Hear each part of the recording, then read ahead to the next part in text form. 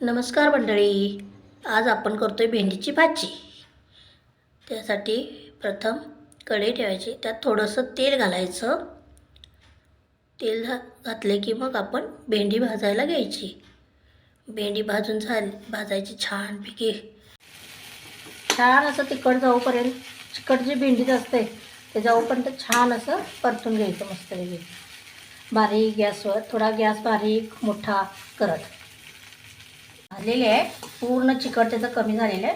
आता आपण तिला बाजूला काढूया।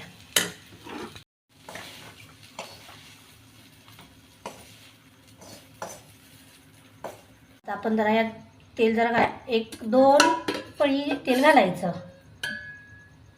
तेल छान तापू दे। त्यात आपण आता घालूया जिरे।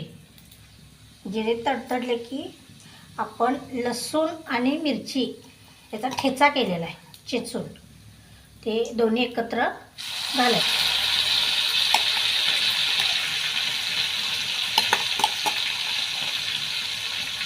तेलात घालायचं आणि छान परतून घ्यायचं। लसणाचा कच्चापणा वास असा गेला पाहिजे। लसूण आणि मिरची छान भाजलेली आहे। आता आपण त्यात घालायचा आहे कांदा। कांदा थोडा जास्त लागतो या भाजीला, त्यामुळे छान चव येते। आता कांदा भाजलेला आहे, त्याच्यात आपण घालूया हळद।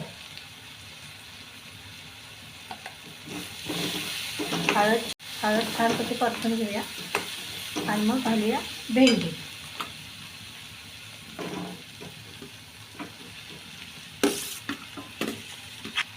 घालून झाले की चवीनुसार मीठ घालायचे आणि पुन्हा परतून घ्यायचे।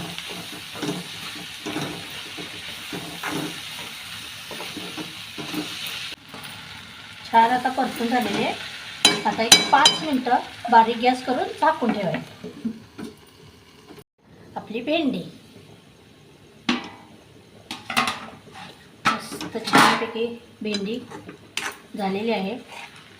आता आपण तिला काढूया प्लेटमध्ये।